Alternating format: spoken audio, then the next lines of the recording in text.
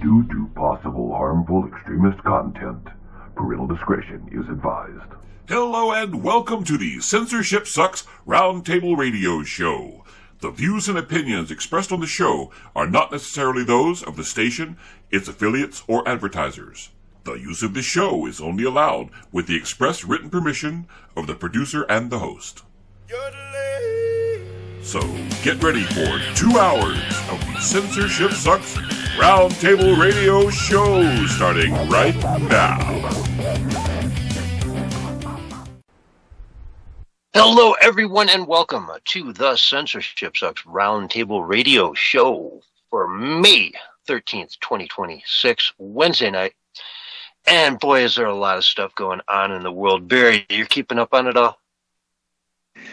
I'm trying to, man. I'm honestly kind of bored with, everything is headline news now. It's a headline story. It's over sensationalized, everything is. And I just want to look at the stuff that really matters. That's really what I care about most. Oh, wow. You're putting me on the spot there. Well, I mean, we do have to cover the news, even if it is a little bit, what's the word I'm looking for? Trivial. Well, Donald Trump went to China today. And that's a big story. It's always a big story when a U.S. president goes to China. There's a lot that could happen on a trip like that. From them just straight up deciding to abduct him out of nowhere in the middle of the trip to major peace events occurring or trade unions and whatnot. And with everything happening in Iran, I think I think we should hope for some pretty tangible results from this that we will see immediately, right? Yeah, I mean, there's a lot of talk about what's going on over there and what the meeting's going to be really all about. And I certainly don't think things are as bad as people have tried to make it, but we'll see, won't we? Yes, we will. There's some, positive news, word leaking out so far from what I've seen, but we'll get there, we'll find out what's all happening here. And, sorry, I'm just scanning with this. He will have multiple meetings with Xi on Thursday and Friday. The U.S. envoy was greeted by officials during an elaborate welcoming ceremony that included about 300 Chinese youths waving U.S. and China hand flags, military honor guards, military band, and so on and so forth. I saw a comparison between this and when Obama went to China a number of years ago and nobody met him. Okay. Yeah. Exactly. Interesting, side of the coins. They respect Trump. You give them that, right? World leaders respect the guy for being a serious leader who, you don't want to mess with, right? Mm-hmm. I 100% agree, man. I think we are definitely more revered, respected. Nobody really from another nation is going to respect a weak leader like an Obama, a weak leader like Biden, a weak leader like Kamala would have been had she won. Yeah, it's hard to, They go up there and say this and that, but at the end of the day, they're going to give in to everything. They really want that globalist world. Hillary Clinton fought like crazy to get the Pacific trade agreement going, which would have just handed so much of our power over to China, over the entire trade organization happening. And it was like an EU, but for the Pacific Rim, from Australia, right up through China, over to America, Mexico, et cetera, et cetera. And it was a disaster. It was another one of those situations where, the tribunal, the people who run it could set laws that dictated what you had to do and couldn't do as a country, much like is occurring in Europe right now, where they're not really making their laws on a country-by-country basis anymore. Most of them are being made in Brussels by a group of, quote-unquote, semi-elected, representatives, quote-unquote, that are looking out for the people's, quote-unquote, best interests. And end up just screwing the pooch on everything. Yeah, I mean, it's no surprise, man. If you even go back to Obama, it's always about America has to give up a lot for the greater global community, right? And so their goal is not to bring up and elevate America and the rest of the world with it. It's to bring America down to the level of the rest of the third world. Exactly. Equalize everything so then nobody's special. Nobody has more power than any other country when it comes to the UN, right? It's just everybody kind of goes in there and they all vote and it's all equal because nobody's really got a bigger seat at the table, even though their economy is 50 times larger and they actually, have a semblance of normal people in the country who understand how the world works, i.e. America. That's definitely how they pitch it, like it's all going to be this wonderful world equality and peace. But then when they tried to initiate these things over the years, you had many different nations like Africa saying, wait a minute, we're not so sure we want to be a part of the quote unquote new world order because we're not sure our voice is equal. Because the whole thing is really, it's a power grab under the guise of equality, under the guise of world peace, under the guise of, this utopia that's never going to come. And these are the very people that have stirred up all the problems for decades and decades. Yeah. Global warming, somehow it's a massive problem here in the United States, even though we've done more than any other country combined, I would say, to lower our emissions. America's in a fabulous place when it comes to how we're treating our CO2 footprint on the planet. It's pretty incredible what we've done, yet we are the bad guys. You look at countries that are building, one coal power plant every month, like China is, or India, and they get nothing. They're fine. Keep building. It's just we have to punish America the most because we can't have plastic straws in some states. And if you look at the rivers that lead into the Pacific coming out of America, especially on the West Coast, they're pristine. They're brilliant. Even the Mississippi or whatever you want to point to, they're pretty pristine rivers that travel through our countrysides. They're not so filled with plastic that it's, just sending islands of plastic out into the sea like India does. Like China does. You can walk across giant rivers, the Ganges. Go to India, walk across the Ganges. It's, doable in places. Well, it kind of reminds me of the reflecting pool when Obama fixed it and everybody was like, it's nice, but it'd be nice if it was like transparent and not brown. And then Trump just come in recently and fix it. And now it's as clear as transparent blue water. Well, he's trying to. It should have taken 2 weeks, but somebody put up another lawsuit, injunction, whatever, that prevents him from proceeding. Stop immediately. He was going to, or he is in the process of painting a third of it or whatever blue. So far, a third of it. Painting, obviously, the whole thing when, he can get the green light to go ahead with it again. But, these organizations out there just want to kill anything like that. It would probably look beautiful. I'm sure they've done some renderings of, the way it is now versus the way it could be. And it could be a beautiful pond, versus kind of this mosquito nest.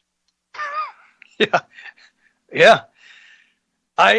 They claim to be the ones that are, all about preserving the planet, and all the things that they do, from spraying tons of pesticides to wars to geoengineering to so many chemicals, like 80,000 chemicals they've created that are synthetic. Many of them are carcinogenic. So they not only don't even care about the planet, the Democrats, they don't even care about humanity. And I'm not saying the Republicans do a whole lot either care so much about the planet, but it's like calling the kettle black. You know what I'm saying? So they just need to stop while they're ahead because they're hypocrites, dude. They're liars. They're con men, and it's got to stop, man. I think people are waking up to it. I just don't think they're buying the green scam anymore. I think the Republican Party is a little more honest about it. You know what I mean? The Democrats will look you in the face and say, we can solve this if you just are willing to be taxed at a high enough level. We can do this. right? Whereas the Republicans are like, hey, man, no matter what we tax you, we're really never going to fix this. We have to have fossil fuels. It's just part of life. If you want to live in the dark and walk to work and back every day, you can, make your imprint down to zero. But it's just not realistic. And we look at it and say, yeah, it's not realistic. Whereas you got the other side of the coin saying, zero emissions today. Let's go to zero emissions right now. Otherwise, it's genocide and you're killing my family and I lost my childhood. Yeah. I think the whole green scam is just that, like Trump says, it's a scam. I mean, I don't think carbon is a pollutant. I think there are pollutants going up into the atmosphere, and that should be somewhat curtailed and controlled. But they don't even want you to burn firewood, man. I mean, these people on the left are nuts, completely nut jobs. And when you say they want you to give stuff up, they want you to give everything up for the planet, for Gaia, because they worship Gaia. They worship Mother Earth. Yeah. Switching to electric stoves is a great example of just a complete, it makes no sense. It's so much better to have a gas stove. It's so much better to, and again, then they'll say to you, you can't, like you said, burn wood in your fireplace. All wood burning fireplaces need to be decommissioned, right? Like it's a gun or something. We got to block it off and put mortar in there and make it so it can never be used again. It's just decorative now. Can I put gas in it? No, that's even worse. That's worse. That's natural gas. That's a fossil fuel. You can't burn that. But it's clean. Yeah. There's a lot of it. Why not? And then the solutions they offer, they don't do anything. They don't fix anything. And many times they're worse than the problem before they did anything. You know what I'm saying? Like the batteries. Like you have battery vehicles. They use more carbon emissions to get that accomplished than, say, what we're doing with fossil fuels. So it's all a hoax, man. I'm pretty sure that most people realize that at every level. And if you doubt that, look at all these data centers, some that are like 68 square miles in size that will use, more electricity than an entire large metropolitan city. And so we're going to be like doubling our electrical grid. And they don't have a problem with that. It's okay. It's okay. What happened to the green scam? What happened to the carbon emissions? They all of a sudden that's not a big talking point because we got to build these data centers. And what are those data centers going to do once they're built all over the United States? Talk about being able to put down a surveillance grid like you can't even imagine. That whole grid will be part of a surveillance grid if we ever allow them to do that. Yeah, I think it was the mayor of Seattle recently was talking about they can't have lights, cameras on the streets because Trump could potentially take them over and target homeless people or immigrants, right? Illegal immigrants. You could use the cameras, take them over, but then they'll put a data center right up the road that has a billion times more potential to do anything like that than a couple cameras down Main Street. Exactly.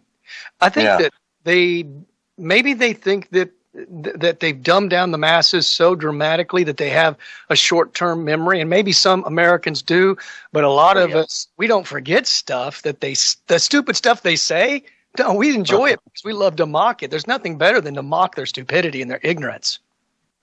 Yeah, speaking of, let's jump into the Senate here because Rand Paul brought in an active CIA employee named James Erdman, who testified in the Senate today that in August 21, the intelligence community was prepared to determine that COVID-19 pandemic likely began as a leak from the Chinese lab.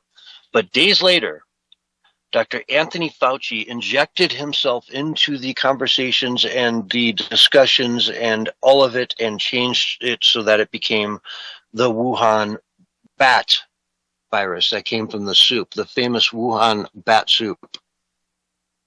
So here we are. Oh.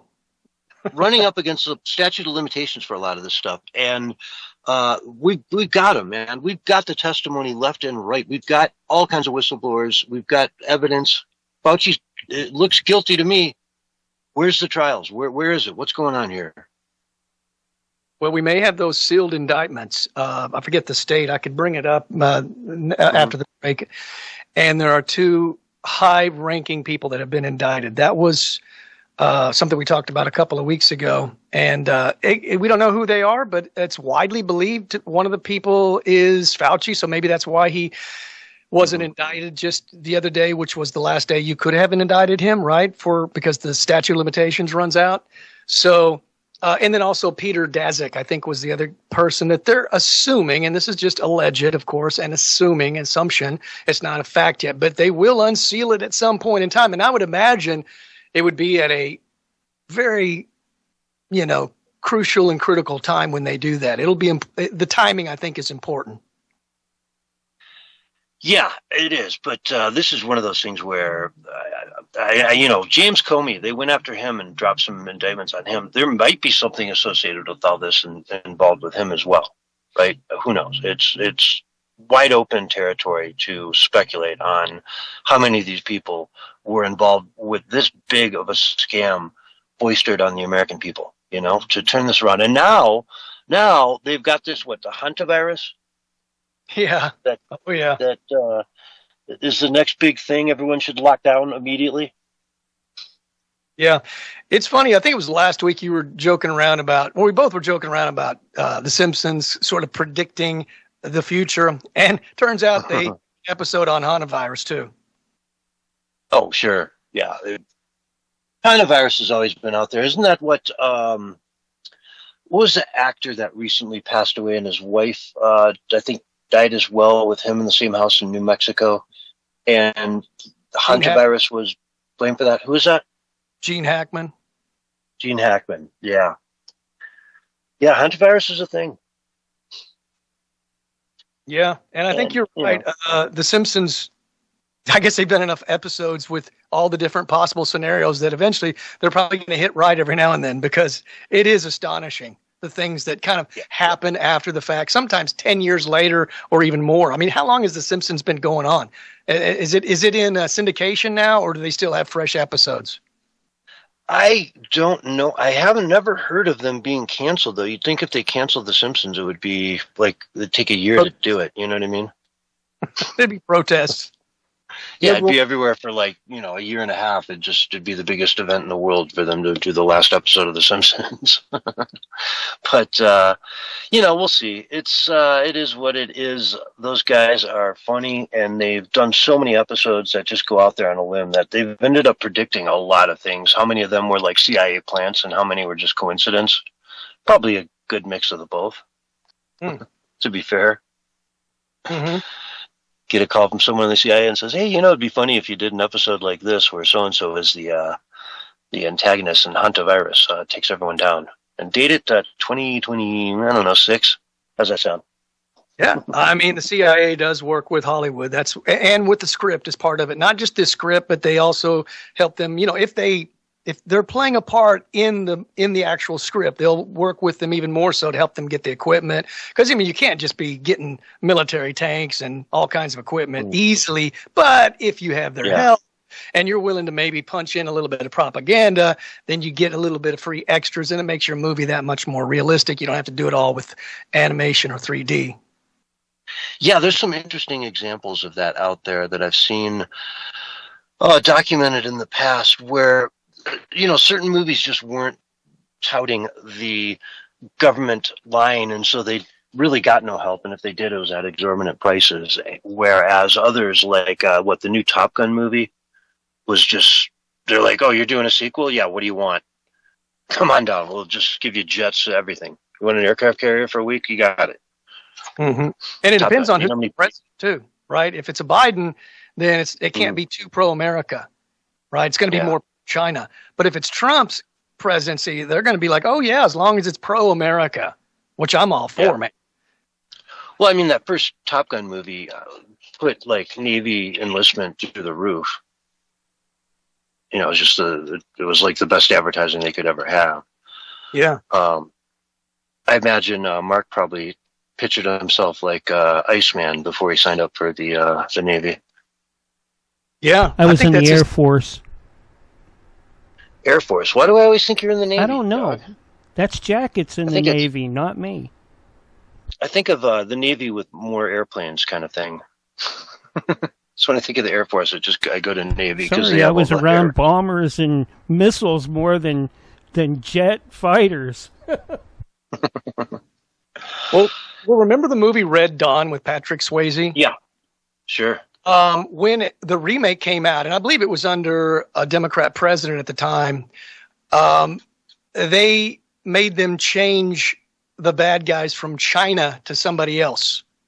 Yeah. I think it was like North Korea and Pakistan or something. No, Cuba. They put some...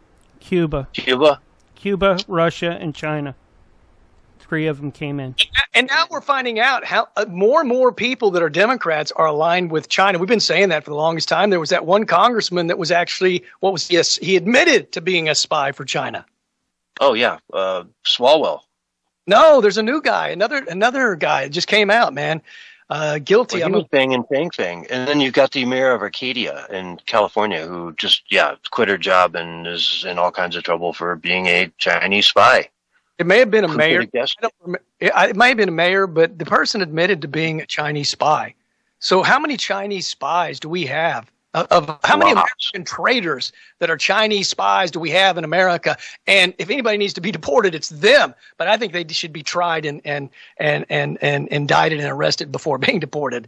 That's just my opinion. I'd rather see them rotting in jail for treason being deported. And they would gut many of our Ivy League universities if you did that. I would think so, because that's the rumor, that's the scuttlebutt, is that they're placed in academia like you would not believe. And why else is the communist agenda so popular in college? They're not being taught to love and respect freedom in America. And why would you hate freedom? What kind of a mindset do you have to have? I mean, it's a brainwashed mindset for sure. But how do you even get to that place? Doesn't your natural intuition tell you that you don't want to be enslaved? You don't want to be a communist slave, a fascist communist slave. You want to be a free person in a free America. You want to have free speech and the freedom to move about and not have to be under surveillance and always questioning and being, patted up and down to see if, you got something on you, guilty before even any evidence showing so. Yeah, the social credit score, It's like that Dark Mirror episode where they have a social credit score, and if your score goes too low, you can't get stuff. It's an incredible episode. If you've ever seen that, Barry. I've seen a lot of them. I'm not sure if I've seen that exact one, but I've seen plenty of shorts. I've seen the Dust. Have you seen the DUST Dust shorts on YouTube and on Roku? A lot of them deal with the dystopian possible future, and there's a lot of similar stories just like that. And they're usually like 30 minutes, sometimes an hour long. And they're 20 minutes, and they're good, man. Really good. I'll look that up after the show. That sounds really interesting, actually. Yeah. But, it's a story about this girl. She's trying to get to a wedding, and just every step she takes along the way, her day just starts going bad. And as it goes worse and worse, her social credit score just goes through the floor, and she's like, to the point where she's not even invited to the wedding anymore. Like, you have a social score of 300. I can't even have you here. What are you doing? Yeah. And then you become demonized by your peers, right? Oh, yeah. So it's like double whammy. In that in that example, everything you get in life, your apartment, your car, she's got an electric car and she's trying to charge it, but she's got a low credit rating, so she can't get the good plug. So she gets some old plug that barely works, and it takes her 5 times longer, and then she's all ticked off, and someone comes along and she snaps at them, so she lowers her score again, and on and on and on. Oh, it's you have one bad day and you're done. Once you're down 3 or 4 levels, the next level is just like a slippery slope, quick slope downwards. Yeah. Yeah, it's a dystopian future that's out there for anybody who wants to grab it. But again, you can move to China, the most advanced country in the world.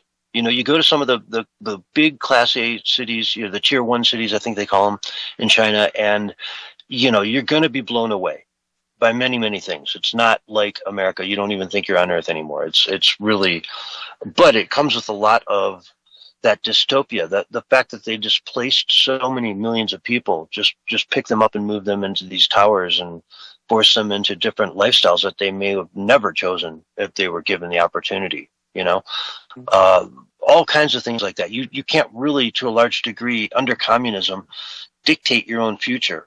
and your own plans and where you want to live and how you want to be, and if you want to be free. And like you say, Barry, just be free. Where do you want to live? Do you want to live in the mountains? Do you want to live on the beach? Do you want to live in a city? Do you want to live in the country? Do you want to live on a ranch?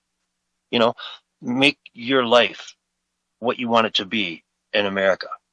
And communism, not so much. Yeah, and I think that's why they're making everybody in America feel incapable and helpless so that they can learn to have dependency in the future and welcome that basic chump change income. And I know we're running out of time, so I'm done. Yeah, we're totally out of time. Well, let's go to break, folks. This is the Censorship Sucks Roundtable Radio Show. We'll be right back after these messages. All right, we're on radio break. I knew we were there, but I was pretty confident I could slip that little side note in. Yeah. When you paused, so. Yeah, I paused and then looked up and you started talking, and right then I realized I was over. I was like, oops. Okay.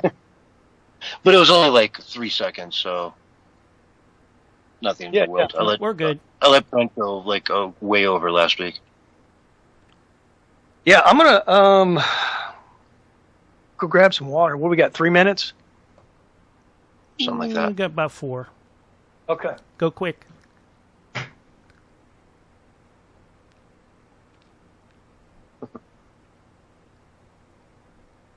No David Hogg today. No. I was surprised. He didn't sound too good on Sunday. I mean, he sounded a little rough. Yeah. I hope he's doing all right.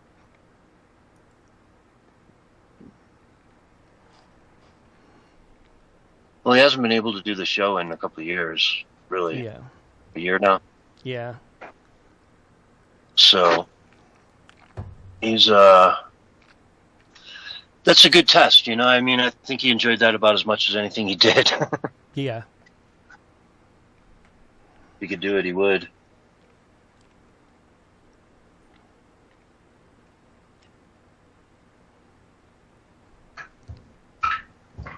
But boy, he cranks out a lot of music, that's for sure. Oh boy. I'm not sure if he's using a phone or laptop when he does it, though.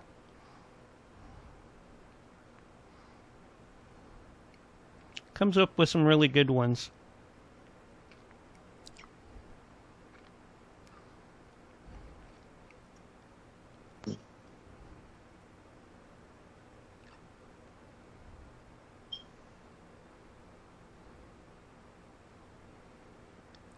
Yeah.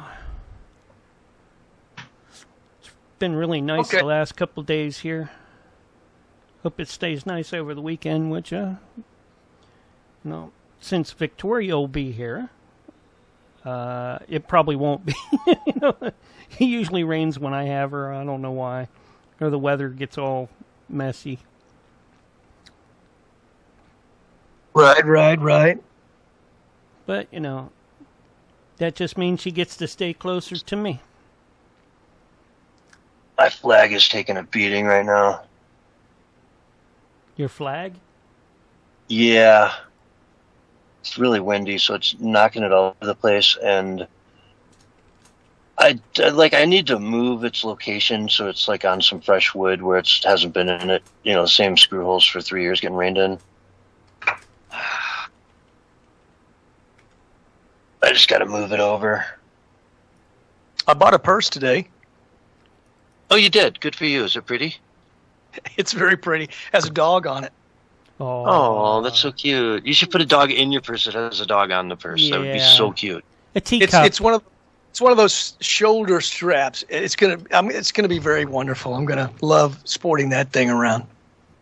It's a man purse. Oh, you had to go there. Come on. No, I actually bought it. It's European, dude. Come on. At least you didn't say, "Hey, I got a fanny pack."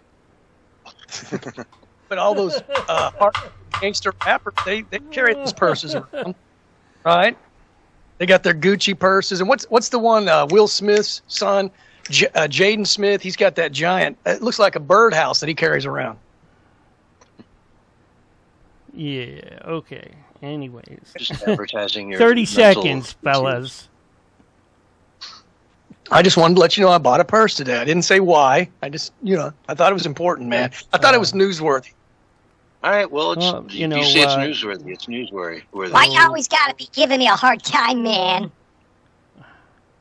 Anyways, look out. Here comes your countdown. 5, 4, 3, 2, 1. And you guys are live and on the radio side right now. Hello, everyone, and welcome back to the Censorship Sucks Roundtable Radio Show, covering all the big news that's going on here, May 13th, Wednesday, May 13th, 2026. During the break, we just had some breaking news. Barry bought a purse today. You said this was newsworthy, and you wanted to bring it up, so let's bring it up. You said you bought a purse today. That's sweet. Is it pretty? I got inspired by Jaden Smith and his little... He's got I don't know, man, a Barbie house purse that he carries around. It's just very stylish, man. And then I saw the Met Gala, and all the, masculine men were wearing dresses and feminine clothing. I just thought, man, I just got to get with the masculine thing and buy a purse, man. I need a purse. Very pretty. That's nice. I'm very proud of you. You need a dress, too. We need to get you a dress. A big pink dress with a bow and an open back. A pink tutu. That's what I want, really, for Christmas. Barry, nothing off the shoulders, okay? Make sure your straps. Oh, strapless sounds better. Come on, man. A strapless. I want the open back. So anyway, show the hair. Good for you. Newsworthy. Barry bought a new purse today. Yeah, it's exciting, man. I mean, things are changing, right? It's for the better. I think. It's important that men understand their masculinity. I mean, and there's nothing more masculine than, carrying a purse and wearing a dress. Wow, we got to start looking for new co-hosts here, don't we? I don't know, man. My liberal friend, he's been rubbing off on me, I think. I'm concerned. Well, don't let him rub off on you. Yeah. Right? Just tell him, no. Bad liberal. Bad liberal. Stay away. Down. Barry, you have to learn to set boundaries. Yeah, I know, but they've infested. The liberals are everywhere. They've infested the whole world, man. You think you can escape them, but you just can't. Mm-hmm. Anyway, let's, while we're talking about degenerates, let's talk about OnlyFans.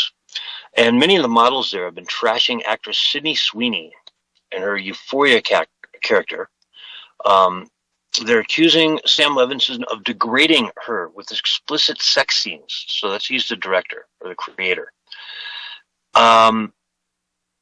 Okay, so they've been putting her into all kinds of fetishy kind of positions, topless.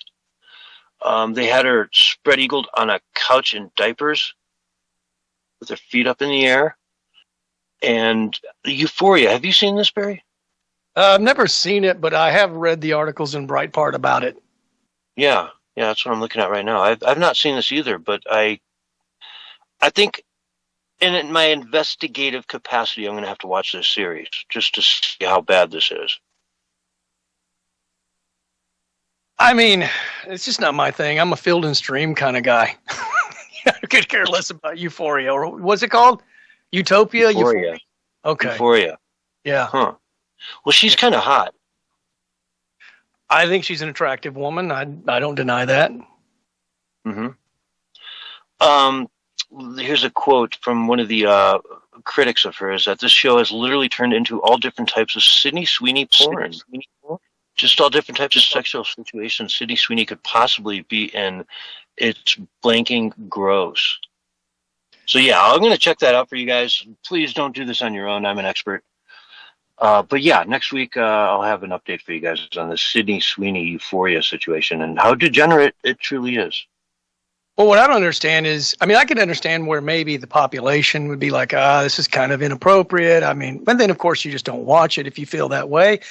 But I don't see how OnlyFans people would be upset about it. It seems like it would be promoting their thing. I just saw on like X, they've been posting all these, speaking of degenerates, women and men who are both degenerates, in my opinion, taking like one OnlyFans woman took $2 million from one guy and he got to meet her. That was like his joy. I mean, and then he wanted to see if he could sniff her sock or something. And she did let him sniff his sock. And that was like, I mean, he felt like that. He got his $2 million worth by being able to do that. And the other guy was she was like grossed out by him, but she still let him meet her.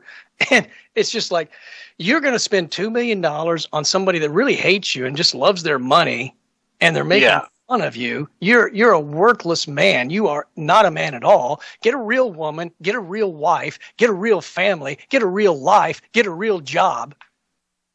Yeah, $2 million just gone forever. You sniff someone, I've seen people or heard about that is people in brothels blowing away incredible amounts of money, but this is ridiculous. This is just next level. Like, talk about nothing.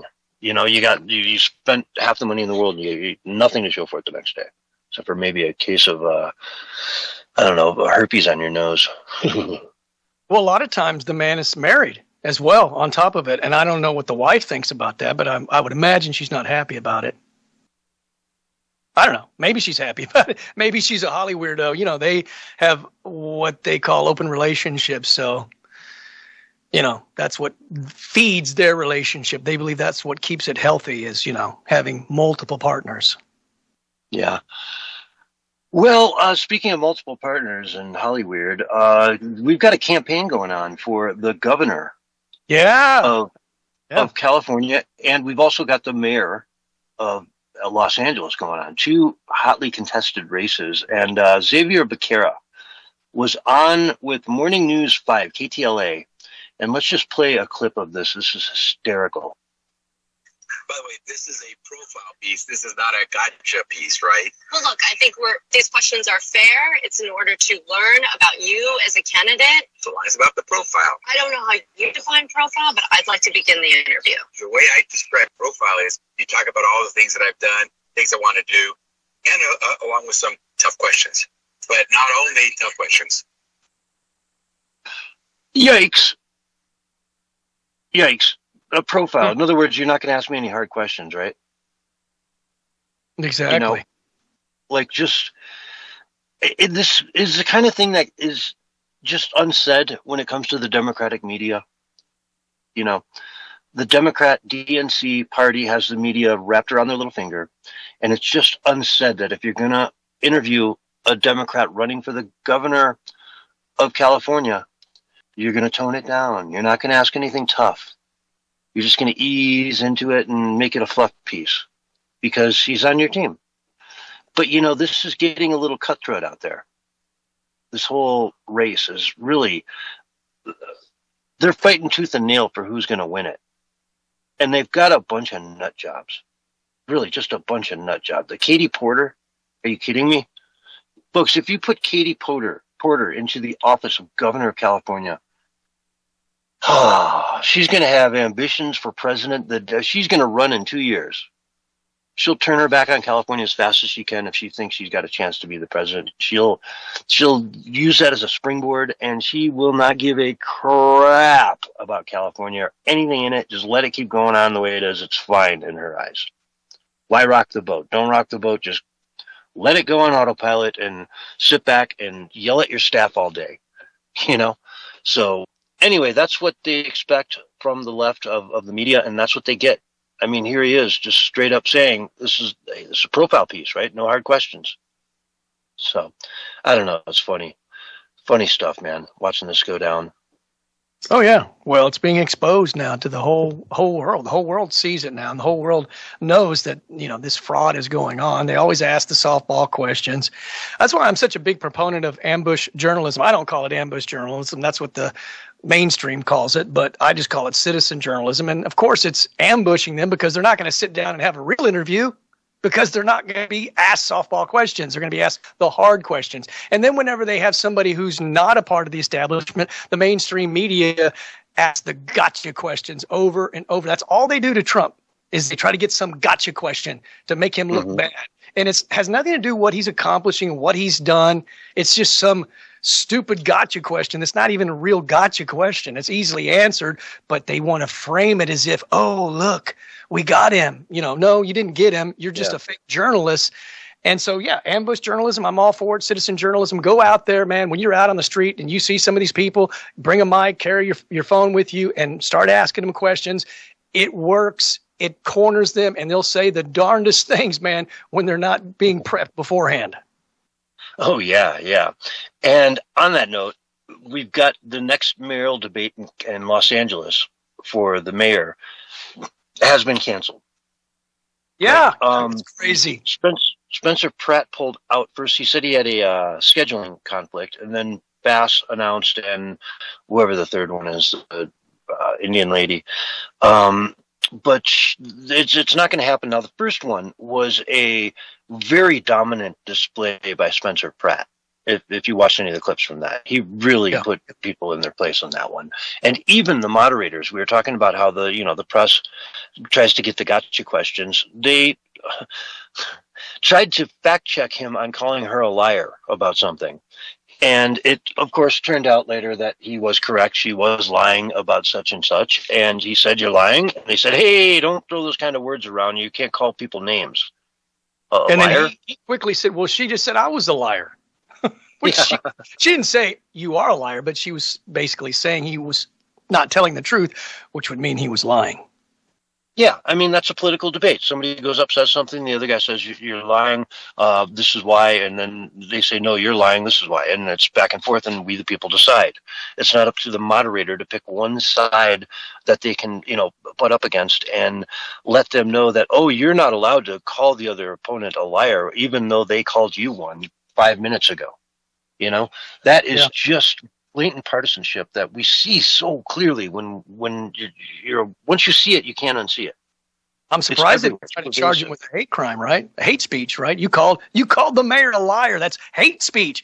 That's a hate crime. That's $500 fine. That's Germany that they're doing that one, but not far out from the U.S. Yeah, not too far away. Yeah, but they're straight up doing that in Germany. And let's not forget, he did an interview too, right?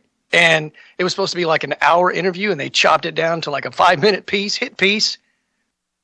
And I think he videotaped the whole thing, so you can see the whole thing if you want to see the whole thing. But he did some kind of interview with one of the mainstream media outlets. I haven't seen it, but he was saying, I saw on X, that they cut it down to like a 5-minute hit piece and didn't show any of it. They just took, cherry picked it down to 5 minutes to try to paint him in a bad way, which is just typical behavior, man. This is how they operate, and people need to understand how they operate so that when they operate at that capacity, you know that something's up and what you're being told is not the full story. It's not reality. It's just their false narrative going out. Mm-hmm.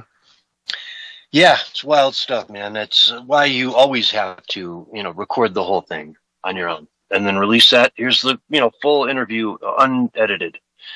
Trump has done that many times.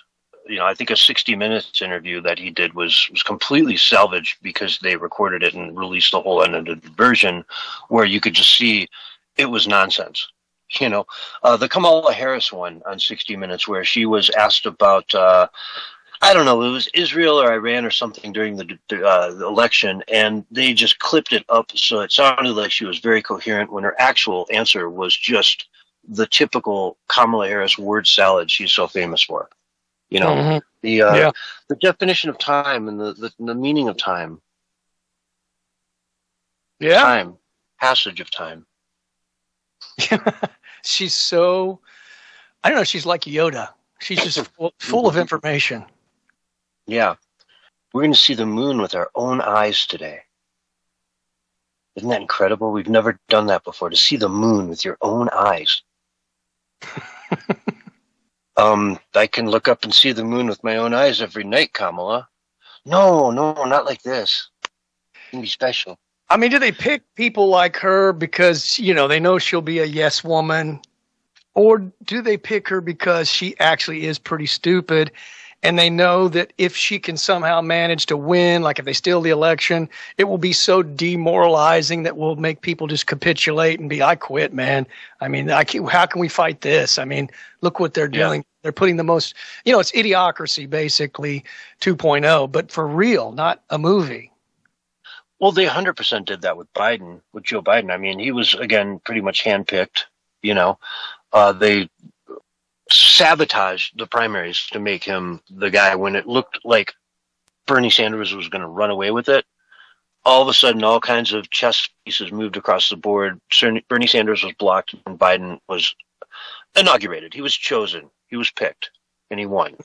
Selected. And so, so they put a dude who couldn't even leave the basement, who never campaigned at all, who couldn't really string together, even at that time, more than, say, 3 sentences at a time without stumbling over something. They put him into the position to be the president of the United States and then ultimately the president of the United States to degrade us, to show us that they could do it. They could do it all they wanted. They tried to do it again with Kamala. No election, no nothing, just here you go. This is what you get. And guess what? She sucks. And you're going to have to live with her for another 4 years. And they did it to such a degree that he was never really even there signing anything. It was the auto pen, still to this day, who was actually running the presidency. I mean, I think most people suspect it was Obama, which is probably true, and some of his cohorts, that were closely connected to him. But certainly it wasn't Biden. He wasn't even signing off on anything. He didn't even know what was going on. In fact, we talked about that many times over with Johnson, where he came before Biden. He said, well, this you signed this off. And he's, no, I didn't do that. Remember? Yeah. He goes, that didn't happen. That didn't take place. And then he showed it to him. He said, oh, well, we got to fix that. So he didn't even know what he was signing because he himself wasn't probably signing 90% of all the stuff he needed to sign. It was the auto pen. Yeah, they went through a study and looked at all the documents, all the executive orders, everything that he, quote unquote, signed, and the vast majority were tied back to 2 different auto signatures. I mean, they're just identical every time, right? It's perfectly. And there's no way that Biden could get his signature the same every single time perfectly, let alone even close. I don't even think he could match the one on record. He's probably much more scratchy now, much less flowing. I'm sure it's different every time. It would be different every time with him. Because he's just dependent on his mood and what his mental capacity was for the day and at what time of the day it was when he was signing it. Yeah. If he already had his pudding, forget about it. Yeah. After tapioca pudding, he's just no good. Yeah, that's 3:00, folks. Get your bills on his desk by noon. Period. It's really sad. I hate to even joke like that because it's just, it's probably true. You know what I mean? They probably were feeding him tapioca pudding. Had him hooked up to an IV half the day. I don't even know. Yeah, it's sad, but it's true. I mean, you just had to take one look at him on any given day. And if you couldn't see it, folks, you were just blind, Him shaking hands with ghosts, walking off the stage in random directions. Yeah. The Easter Bunny had to escort him back to his office because he was, pinching on little kids. Oh, you're a pretty little girl, aren't you? And the Easter Bunny comes over. Eva Longoria on the White House lawn, or at least that's what it looked like to many people. Copping a feel on Eva Longoria. Remember, he brought that cupped right up underneath her. Anyway, man, I'm just saying he's not well. He's probably a dirty old man. Yeah, he was just touchy, just getting a feel on. That's all. Just, hey, they don't mind. Oh, they don't mind. They just grab their butt a little bit. That's okay. But then the kids, they eventually just kept him away from kids. Straight up, for a good long time, just kept him completely away from kids. Well, remember when he couldn't help himself but go and kiss on them and sniff their hair and, pat them on the butt. Yeah.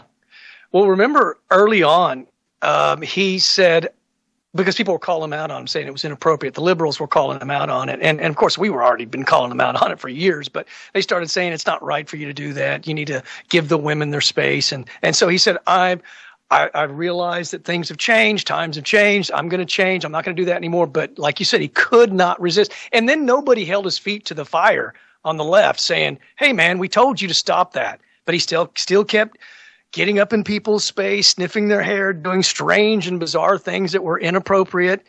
So I don't know what happened. He came out and said, I'm not going to do that anymore. Remember that? And then he kept doing it anyway. So they couldn't even control him. Even this handlers around couldn't control him. Yeah, it was just a giant crap show that went on for 4 years. And if you bring this up about demoralizing the population, that's really demoralizing when we see our president that incapacitated, that weak. At least with Obama, I didn't like his policies, but he was, a strong personality. Yep. He could hold a room. Oh, that's true. Obama, Biden, I'm sorry, you just can't hold a room. That guy. Right, I want to tell you about my pudding I had in 1952. No, 58. No, hold on. 1954, we went to Gettysburg to get pudding. And it tasted like butterscotch ice cream, favorite ice cream flavor. It was delicious. A little kid behind the counter was a very cute little girl. But anyway, I told her not to date until she's 40. Oh, yeah, he was always making comments about, boy, you're going to be something when you hit 20 and weird stuff like that to little kids, like 6, 7, and they're like, what?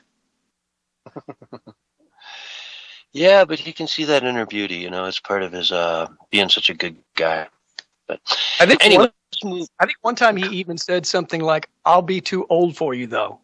As if, like, maybe he was thinking he had a chance at some point in time with this girl after she becomes a woman, which is really weird. Like, saying that out in public like he did is super weird. It just shows that his mind was malfunctioning. Or it had always malfunctioned. It had always been broken in that one little area there. It's a susceptibility of his. But who knows? The guy's in our rearview mirror. We don't have to worry about Joe Biden anymore. He can come out and make some crazy speeches now and then, but nobody really pays attention. It'll get a blurb the next day, and that's about it. Trump is a fascist, I say. Yeah, I'll go, okay, Trump's a fascist. Yay, go back in your room, eat your pudding. But let's go to Seattle real quick. The Post-Millennial is reporting that, quote, a Seattle public school teacher under investigation over allegations she physically abused a student is likely to become the next president of the Seattle Education Association, a union for educators and staffers. Okay, and get this person's name. Preliminary election results show I.B.E. Joke Idawu. Okay, that's the name. I.B.E. Joke Idawu. Ibijoke. I be a joke? Is that how you pronounce that? Sounds like it. Yeah. Yeah, okay, so she had some of her students, allegedly, she kind of tossed them around a little bit, would rough house them. They would come home with adult-sized bruises, hand marks, finger marks on their arms from being, grabbed too hard kind of thing, allegedly. That's what this investigation is about. There was a third grade student at Rising Star. And, this is Seattle, though. I Be a Joke is now the new president of the Association of Teachers in Seattle. Does that make sense, Barry? It makes perfect sense for a Democrat, for sure. Absolutely. I get it. And then they're just coming out now and spelling it out for you. I guess so. I've always said they're not going to be able to hide who they are anymore. They're just going to come straight out and say who they are because they're proud of it. Yeah, but why? I mean, educators. Why do you put somebody up there who's, allegedly looking at issues for strong-arming a little kid? That's kind of brutal. It's all part of that demoralization, my brother. It's all part of the plan. They honor the unscrupulous and they demonize the scrupulous. That's how the Democrats work. It's how they've been working for a long time. And I guess that's how they think they have the high road, because they're still saying they're the morally upright, but what they're honoring as morally upright is usually and generally unscrupulous. Degenerate. Yeah, degeneracy, depravity, what I mean, no loyalty, no faithfulness, just corruption, scandal. You can just go on and on that list. Those are the people that they know will basically do what they're told. And in return, they get a nice little paycheck and have to do very little because they're not going to be the thinkers. They're just going to be the one that basically instigates whatever agenda they're told to do. So they're not having to sit down at the table and do any real work. They just have to be the front man. And that's what they want in places of power, just front men, people that will do as they're told. They call it the useful idiot, if I'm not mistaken. Yeah. Useful idiot. But on that note, let's go to break. Folks, we'll be right back with Hour 2 of the Censorship Sucks Roundtable Radio Show right after these messages. There you go. We're on radio break. All right. Woohoo. Cool. All right. We'll wait another minute or so, and then we'll take and switch room again. Okay. See, with the introduction of digital ID, that will modify. Did you hear that? Oh, who was yeah, that? He sounds horrible. God, does he sound Klaus? evil on that? I'm telling you, you have to see the video. It's so hilarious. He looks ridiculous with that outfit on, and he's so full of himself, man. He's pompous, narcissistic, arrogant. I mean, it would take a chainsaw just to get through the first layer of his narcissism. It's so thick, man. He's so in love with himself, dude. And that outfit, dude, it looked like it was, 200 years old, and it was just like, not, I don't know, maybe it worked back then, but it doesn't work today. It doesn't impress anyone. It just looks like a cheap old, hand-me-down that's been sitting in the back of your closet for decades. What was he wearing, a Nero? Like they used to do back in the 60s? That thing that buttons He had like a over the white side? fur cape over his shoulders with these black patches on them. And his big crown on his head, his big purple crown. Yeah. With matching fur. We're going to bring in the digital ID. I am going to return to the bathroom so that the groom of the stool may wipe my bottom end because I'm too good to wipe my own bottom. It almost sounded like Klaus for a little bit. When you listen, the first couple of seconds, I'm like, oh no. Well, they all sound like he's they back do. out They of all- retirement. Oh no, that's not good. Anyways, let's change rooms and we'll be right back. All right? Yes, sir. Yes, sir. All right, Barry. Catch you on the next one. Stay tuned. Hour 2 of the Censorship Sucks Roundtable Radio Show will be coming up. We are on radio break right now. So we're switching out rooms like we always do between the time. Let's see here. Get the peoples back in here. John and Barry. And switch us back over on the OBS. Hello? Hey, there he is.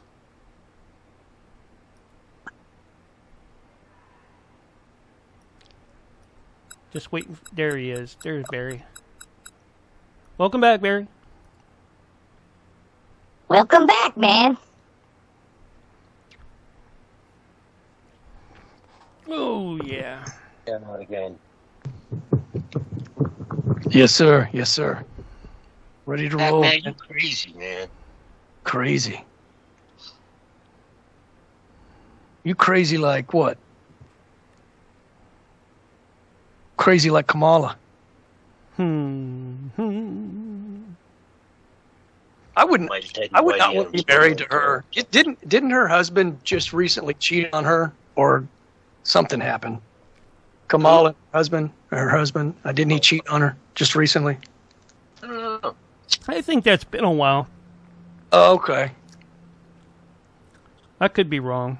Might have happened again, Was Bill Clinton involved? I don't know. She laughs as obnoxious around him as she does the public, or is that just a public persona? Because if you were married to that and you had to hear those word salads and hear that cackle every day, it would drive you insane. Literally, like I could bet see he where spends a lot of trips away from home. where he'd be like, I got to get out of here, man. I got to find a hotel tonight. I can't be in the same room with this woman. She's insane. A business trip, you know. I got to go, honey. Yeah. Sorry. Where are you heading? Europe, Europe, or Hawaii, South America. Yeah, South America sounds pretty good right now. It's probably cooler now this time of year, since they're coming in. They're starting their winter down there. Oh yeah. Yeah, when we have our summer, okay, South America and Africa have, and Australia, New Zealand all have their winter. I thought you knew that, Barry. You're a smart guy. Please tell me you knew that, Barry. Come on now. Please tell me you knew that already. I know everything, man. I am knowledgeable. I've had the implant. I don't know if that's taught in... I've had Elon's... I'm not sure if that's taught in school anymore, but, you know... I got Elon's Grok implant, man. I'm basically a cyborg right now. Okay, here you go. Here's a question for you. If you take and drain water and it drains water clockwise above the equator and it drains counterclockwise below the equator, which way does it drain between... Don't answer, Gary. It's a trick question. Don't answer. Capricorn and with Sagittarius. Look, man, what's important to know is it drains. Listen. Either when way, I'm talking, you listen to me. It will drain. That you need to know is the way that's least resistant. I want you to name each Kardashian because that's all that matters, man. Give me the name of the first name of each Kardashian in the Kardashian family. Let's go. You can't do it. You can't do it. You're dumb. You're stupid if you can't name that. How ridiculous, man. You don't even know the Kardashians. The most important thing in history. God. Bruce Jenner. He's not a Kardashian. He's a Jenner.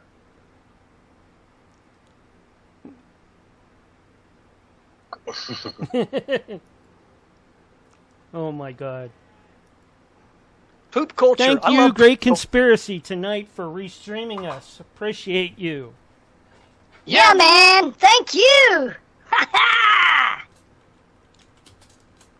Where are you restreaming us from? Pilled or Kick tonight? All the above. Are you increasing in watchers or decreasing? Because that's the real test, man. If you're getting more viewers, that's a good thing. That means we're doing different our job. and newer viewers on Pilled. So that's good.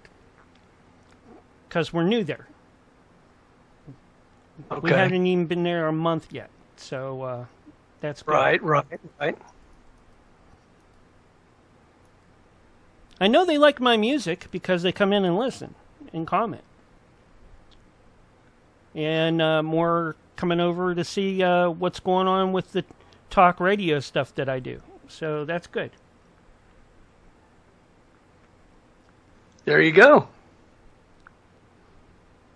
No hate coming from me.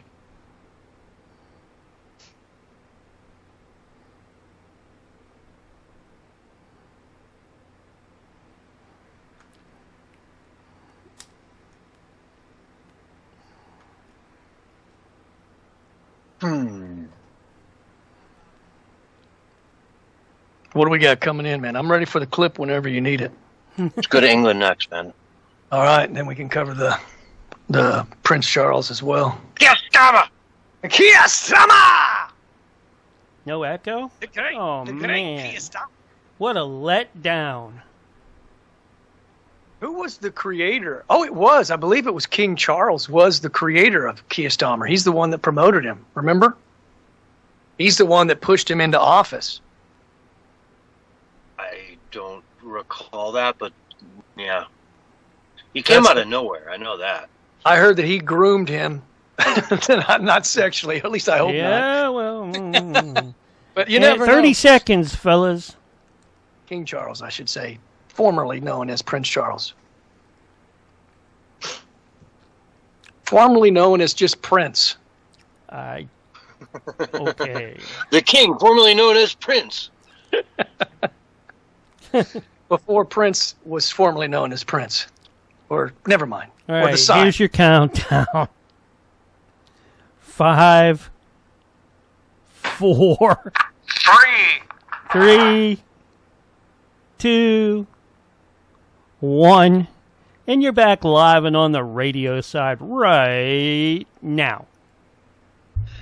Hello, everyone, and welcome back to the Censorshipsucks Roundtable Radio Show, the start of Hour 2 for Wednesday, May 13th, 2026. And we've got some stuff going on in the world. I would like to start with a heads up for everybody that this Saturday in the UK, so this Saturday in the States, when you wake up in the morning, go around to YouTube, check out some of the live streams coming out of England with Unite the Kingdom in the title. And you will see a phenomenal event take place where patriots from all across the United Kingdom will come to their capital in London to celebrate being British, to celebrate being English, to celebrate being Northern Irish, Scottish, from Wales. They will celebrate the unity that they have as a country of people who have a common history, a common culture, a common future together. Whether that future be a dystopian hellhole or whether it be a brilliant manifestation of the best that England can be, that Britain can be, is yet to be seen. But this table is set after the Reform Party massive routing in last week's elections. Routing, massive victories for Reform, massive victories for Restore, absolute disaster and failure for the two-party uniparty that has been running England for forever, or the United Kingdom, I should say, Wales, Scotland, all of it. They have been in power forever. You know, the left in England ran Wales forever, for 100+ years. The Liberal Party had control over Wales. They lost that in a tragic upset. And so the people are motivated. They voted in droves. And now it's time for them to come out into the streets and celebrate everything that makes England England. And I cannot wait to see it. Tommy Robinson, the man himself, is going to be spearheading this event. He's organized everything. He invited people from all over the world to come and speak. But guess what? Many of these reporters, many from the United States, were denied entry to the United Kingdom because they could damage the cultural cohesion of the entire Royal Isles by coming and speaking for 20 minutes at a pop. That's how powerful these speakers are that Tommy Robinson invited over there. They're so powerful that they can upend British society by giving a 20, 30-minute speech. Could you imagine that kind of power, Barry? That's why they got to keep imprisoning him. Yeah, you know, they're going to.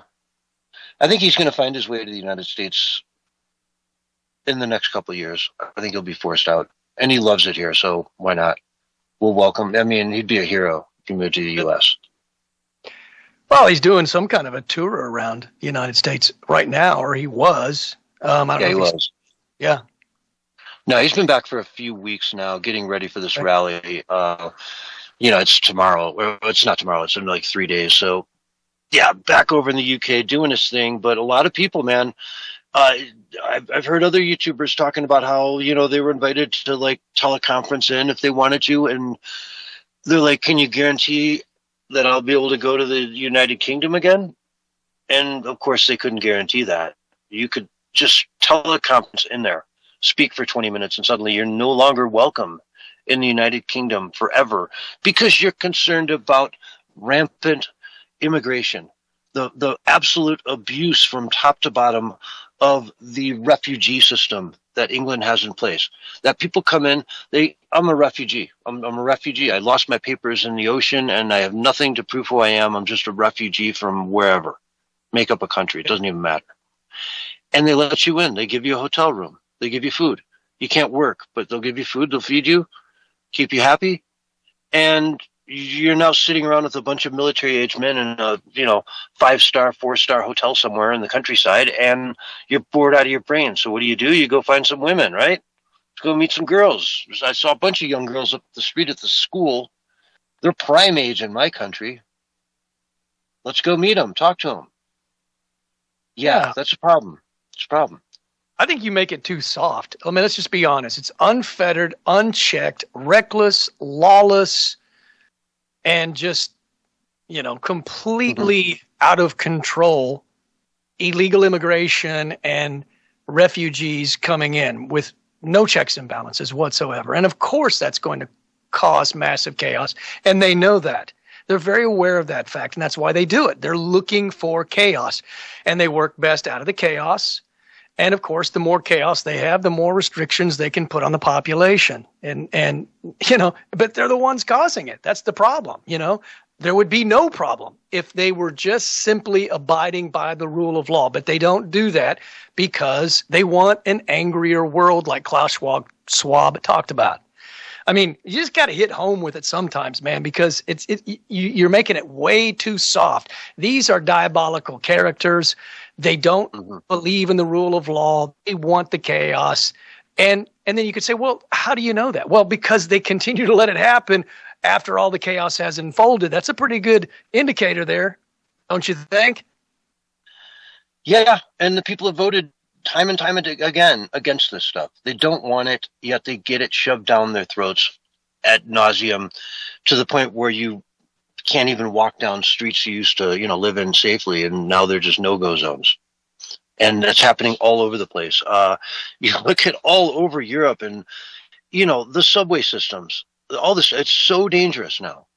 Women literally in France, they have to put on jackets and cover up completely if they're going to go down on the subway. Otherwise, they just get harassed in their own country.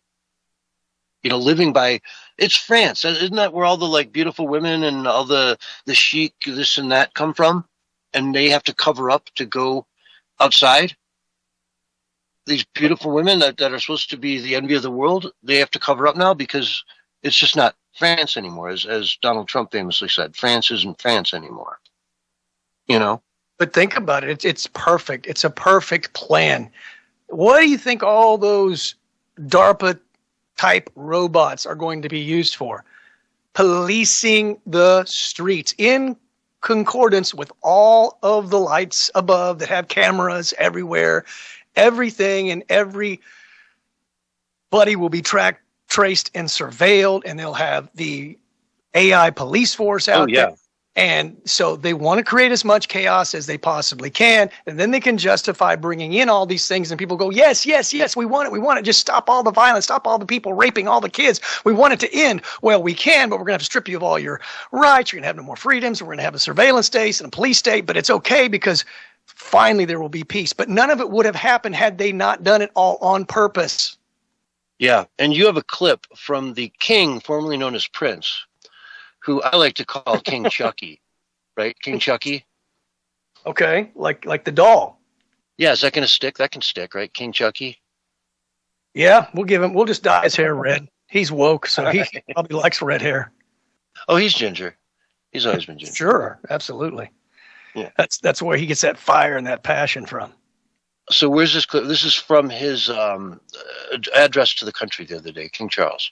Yeah, let me just preface this by saying that you really don't get this dystopian world order that we were just talking about without the digital IDs that they're already pushing in the UK, that Keir Starmer's already pushing, and now we see King Charles pushing. And from what I understand, King Charles was the one that groomed Keir Starmer for his position of power and basically saw to it that it happened. So it doesn't surprise that he wants the digital ID. So does King Charles. But here is King Charles. And before we play this, though, should we talk about his ridiculous outfit now or his ridiculous outfit after? And the creepy voice, too. Oh, my God, his voice is creepy. Well, they probably need to hear the creepy voice first. But, yeah, there's a lot. Then we'll talk about the ridiculous outfit. 100%, yeah. Here we go. My ministers will also proceed with the introduction of digital ID that will modernize how citizens interact with public services. My ministers all... So there you have it. This is a very short little clip. But his ministers will definitely proceed with the digital ID so that we'll be able to interact correctly with each other and be surveilled, traced, and tracked all 24/7 hours of the day. Yeah, he went for like 20 minutes listing off things like that he's going to do, and that was just one he slipped in there. Yeah, but I caught a bunch of them that were equally as disturbing. Yeah, yeah. You know? Well, he looks as ridiculous as he sounds. He's got that... well, you explained his little white vest that looks like he pulled it out of the closet from 500 years ago. Yeah. And it matched the crown, so they kind of go together, so you could tell. But the thing just looked old and stale, like it had been, again, sitting in some closet in some dark corner for literally 100 years. And you'd think somebody, a tailor in England, would be capable of making him an actual decent-looking outfit. He just looked like a clown. Well, can you imagine how much cologne had to be sprayed on that thing just to get rid of that stinchy smell that was, from being in the closet for 500 years? Mothballs. I mean, you got to have mothballs everywhere if you're going to keep something like that going for that long. I mean, he's so full of himself, too, the way he talks and he sits and he's got his royal crown on. He just thinks he's just like hot stuff, man. And he's so much better than everybody else. His narcissism, his extreme ego. You couldn't take a chainsaw and even cut through the first layer of it. It's just so thick. He's so full of himself, like most of the globalists are. Oh, yeah. I mean, he is the King of England. You got to give him that, right? He does wake up every day and people bow to him and kiss his ring and you name it. It's got to go to your head, dude. You're the King of England. If that doesn't go to your head. Well, I got to ask you then, do you think that he still has the groom of the stool then, since he's the King of England? Do you think they still have that position for him? The what? The groom of the stool? Of the stool, yeah. That's a very important role. Oh. Very close to the king was the groom of the stool. Because he would literally wipe the bottom of the king because the king was too prestigious and royal to wipe his own bottom. So he would have the groom of the stool wipe his royal bottom for him because he was royalty. To be fair with you, they discovered Japanese toilets at some point and probably realized they didn't need that position anymore. But then they had to make their own English, like a Bentley version of the Japanese toilet. Yeah, that speaks to you in a proper accent. I welcome your foulness. Please sit down and relieve yourself. It's probably 24 karat gold, like the carriage is. The gold carriage that they have that's made of pure gold. So it's always got to be heated to 98.7 degrees precisely. But what's interesting about the groom of the stool, though? They basically had inside secrets because a lot of times some of these kings were constipated and they would be on there for a long time and they would reveal secrets to the groom of the stool. So it was a very highly prestigious and respected place of honor, if you can say that. Yeah, I mean, I won't even go there, man. But yeah, that's. I'm just telling you history. Okay, man. The second throne. I'll put that out. The second throne. That's touche. Let me give you a golfer's clap for that one. That was really good, man. Mark, you did it. Keeper of the throne. But yeah, England is in its own mess, though, when we get back to that. I mean, it really is. And, on Saturday as well, there's going to be a giant rally going on in favor of the IRGC. Right? So those guys are going to be roaming around the city simultaneously with the Unite the Kingdom rally goers. And it'll be interesting to see if they collide at all, because if they do, it could get quite ugly. Can we hear you do the anthem one more time? I think you do their national anthem so well. Oh, Rule Britannia? Yeah. And you rule the waves. We will never, never, never, never, never be slaves. Is that all? Well, that's all I know. Okay, well, that's a good line to. If you're going to remember a line, that's a good line to remember. Yeah, never going to be a slave. Yeah, exactly. But they also say that they're, rule the waves, and I think they're down to like 4 frigates now. The Iron Duke, one of their big ships, was just decommissioned. Okay. And they just don't have the naval power they once had in any way. It's kind of why Trump didn't want their naval support, because they didn't have anything to offer. Yeah, they really didn't.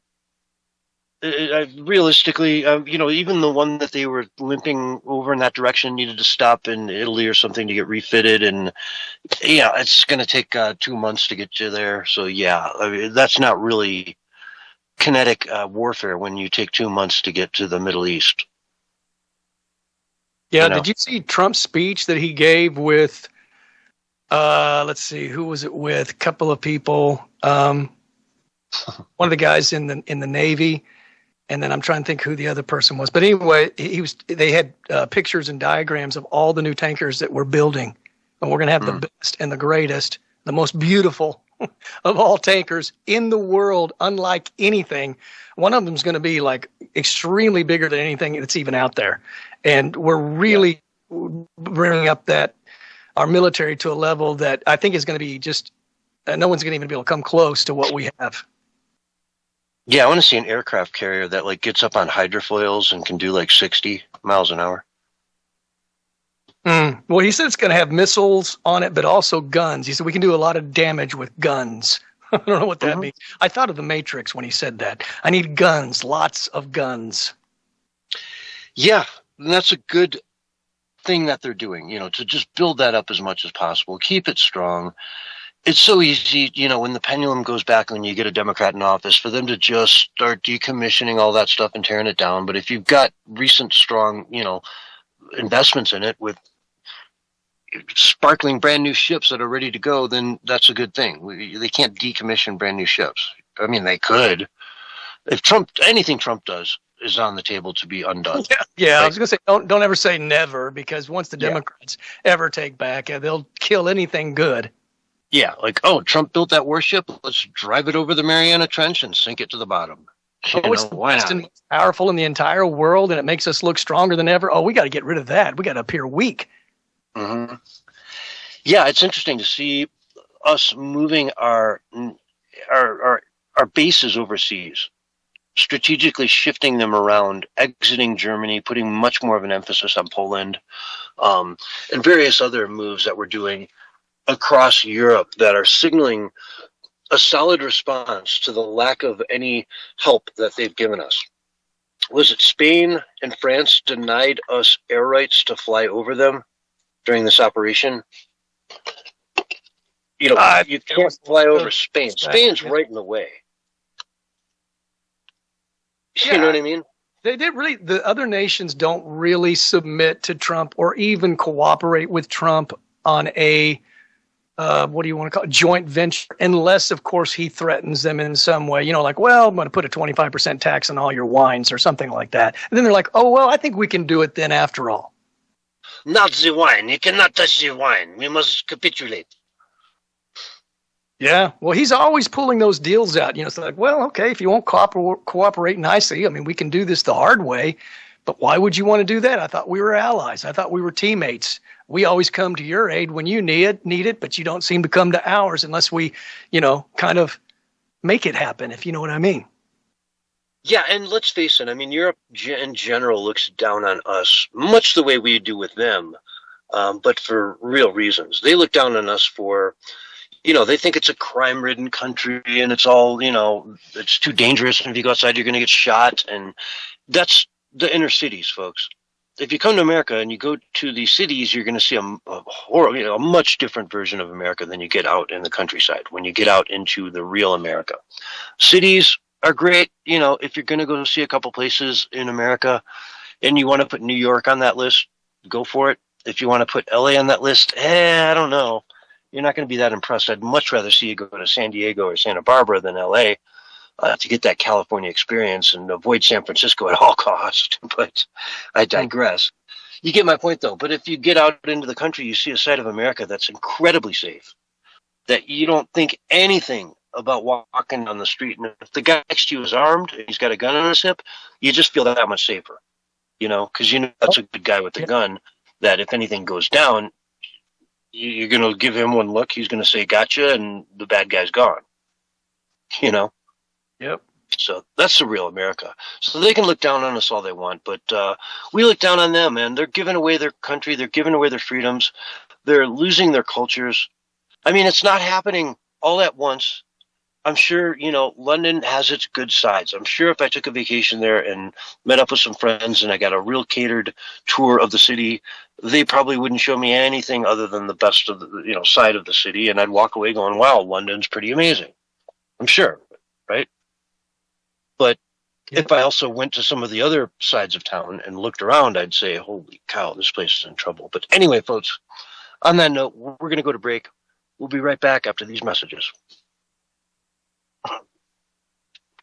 All right, we're on radio break. Right on cue. How many minutes? 3 or 4? It's a 5-minute break. Right. I'm going to get me some water, maybe a snack. I'll be back. Yep.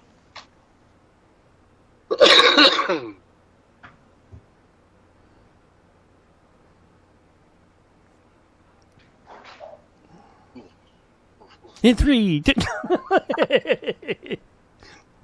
Nah. Stranger things have happened, but anyways. How's Blue doing? And what's she doing?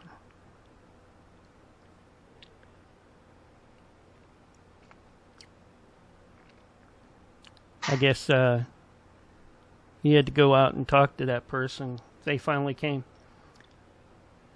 Hope everybody's enjoying the stream tonight. Appreciate each and every one of you out there. Hokey Pokey, Chris A.M. We got Emerson Shook, Wise Lives, The Great Conspiracy. Oh, not muted. And a bunch of other folks in the Kick Chat. We got, who do we got? Oh, we got John Allen over on YouTube listening to us from Australia. Nice. Yeah. Hey, John. Yep. And John is one of our station managers. Yeah, I thought I recognized that name. Yep. Pyramid 1. Pyramid 1, the legendary Pyramid 1, man. Yeah, the legendary. I remember with Captain Bob at the helm. So long ago. I remember so long ago hearing somebody on the radio, and I was like, "Man, this is good." And they mentioned Pyramid 1, and I went and checked it out, and it just always kind of stuck with me. And then all of a sudden, I'm with you, and you're like, "Yeah, we're on Pyramid 1 now." Yep. Thought that was pretty damn cool. Well, back in the day, we could have probably been on Westwood 1, But that would have been if I would have signed contracts and said, hey, you guys can't do this, that, and the other, and none of y'all would have done that, and neither would I. So after looking at it, I'm like, nope, I scrapped that. That was a long time ago, but anyways. I would sign a deal like that for a national show. I mean, as long as it wasn't ridiculous. Yeah, well, the fine print was so fine, I couldn't even read it with a magnifying glass. So, Yeah. And then I would have probably had to get an agent pay an agent and pay a promoter also for it too, because. You can't get, they don't do anything really directly. Everything goes through, kind of like if you worked in Hollywood and that. They want something similar to what they have for IMDb, but, Sounds like a high-class problem. It is. And that's, I didn't need that and those kind of headaches. We got 30 seconds and we'll be back on air. I figured, keep it simple, stupid. So that's what I did. And but you can't name all the Kardashians, so I don't. Why would I do that? Why would I do that? Anyways, most everything I have left in the show is about redistricting and stuff like that. So if you have any other subjects you'd like to talk about. There isn't going to be a 5. There's going to be a 4, 3, 2, 1, and you're live right now. Hello, everyone, and welcome back to Hour 2 of the Censorship Sucks Roundtable Radio Show, Wednesday night edition for May 13th, 2026. We're just diving into summer, folks, man. We're just getting there.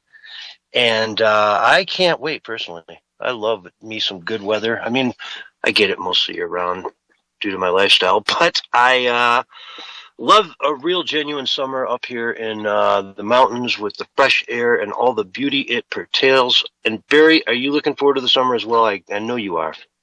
Yeah, man. I mean, I'm ready, dude. I'm ready for a new season. Yeah.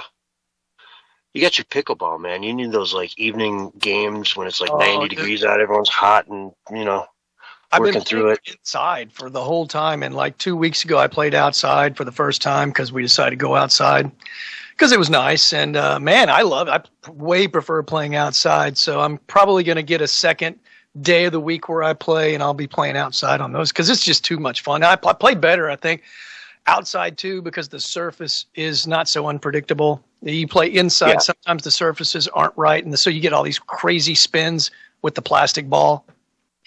Yep. Plus, inside they have HVAC systems that filter out a lot of the chemtrail chemicals that really, when you're outside, you get just direct inhale into your lungs. It's much better for you. I got to be honest with you. Miraculously, man, we've had 3 days of blue skies and sunshine. I've never seen 3 days in a row like that. I can't remember, October of 2024 is probably the last time I've seen 3 days consecutively like that. So maybe it stopped, but I doubt it. Or maybe they just, gave us a break. Who knows? That's weird, man. You're describing London, but you're in Oklahoma. I would picture Oklahoma. I picture big open fields with blue skies, and that's like my image of Oklahoma, not overcast every day. Well, typically that's what it would be if they weren't jacking with the skies, of course. Mm-hmm. I saw some weather woman on YouTube, and she was talking about, because we have the satellite imagery, so we can see where these cirrus clouds are forming, for miles and miles and miles across the United States. And she said mostly, and I haven't done the research myself, but she said mostly that's in the areas where they're spraying, which is Europe and the United States. A lot of the areas, because we have the satellite imagery, it's not happening because they're not spraying. So I always wanted to know, is this a global thing? Like how much? Because I would like to be in a place where they weren't spraying, because to me, that seems to be not only the safest, but the most enjoyable. I really don't like the idea of, clouds hanging over my head every day. I know Bill Gates is obsessed with his global dimming utopia, but it sounds like a nightmare to me. Well, that dude's from Seattle. He's just jealous, right? He wants everything to be cloudy and rainy everywhere else, too. But yeah, go west, young man. I'm telling you. In all my years out in the West, I really haven't seen, cloudy days ever. It's like I don't know how to say it. It's just we've had a couple cloudy days here in the last month, right, or two. And before that, I mean, in the wintertime, maybe a couple days it maybe tried to rain and was, I remember one stretch of about 4 days where solar was an issue. But go west, man. It's sunny every day. Well, I know this is that we are having unprecedented weather in peculiar places, and that feeds into the theory. It is theory at this point because obviously no one's been held accountable for it as of yet. But we know that the government does it. It's called weather modification. It goes back to Project Popeye and even before that. So it's a real thing. It's just a question as to how much they're doing it. See states that never had tornadoes have more, like 10 times more tornadoes than Oklahoma has, and Oklahoma is known to be a tornado territory. So we're talking areas that never got tornadoes all of a sudden now have record tornadoes and record sized hail, baseball sized hail. I mean, it's just something's up, and it ain't global warming, and it is not climate change. I guess it's man-made climate change because someone's jacking with the climate, if you ask me. Yeah, man-made. You just, proved man-made climate change right on the radio here live. That's awesome. Oh, yeah. Oh, yeah. Well, I'm sure I really upset all those people who just can't grasp that this might be happening. Oh, no, those are contrails, sustained contrails, which is so thoroughly and easily debunked it's not even funny. But we're not going to go down that because, hey, we're on a happy trail right now. You're reminding me of, though, Michael Crichton, one of my favorite authors ever, Jurassic Park and so many more. One of his last books, the name escapes me right now, but it was about these eco-terrorists that were trying to get money for green movements. And so they would purposely go around the world and, like, set dynamite in the Arctic along this ice shelf to get it to crack off. Wow. Or blow up this underground mountain that was like prime for landslides. They just would trigger them so that they would happen and create tsunamis and, all these different types of natural events to stir up this global climate change stuff and make it happen. You know what I mean? To just make it like, here it is. Well, look at that ice shelf that just came off the Pacific. You can't prove that we went out there with snowmobiles and triggered the whole thing, but we did, and you don't know it. So it just looks like the earth is falling apart.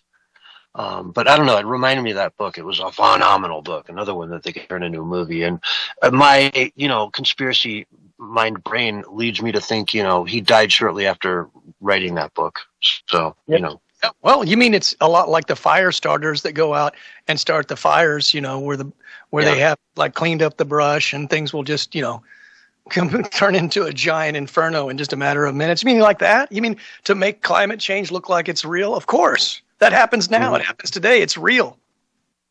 Yeah. So, it just reminds me of that. It's something that's not past the pocketbooks of the people who are on the receiving end of all of that just NGO money, all that massive, fat NGO money. There is no doubt that the lengths that people will go to push their agenda, to make their money, and to make us suffer in the process there's no limit to it, folks. We know that now. They're willing to kill millions of people if that's what it takes. They don't care. They'll send nuclear bombs into the atmosphere, not into the atmosphere, blow up, nuclear bombs in the desert, knowing that it could blow a hole in the atmosphere, but do it anyway. They don't care. These people don't care about us, man. The people, that's what I'm saying. The problem that we have is all the wrong people in positions of the highest power.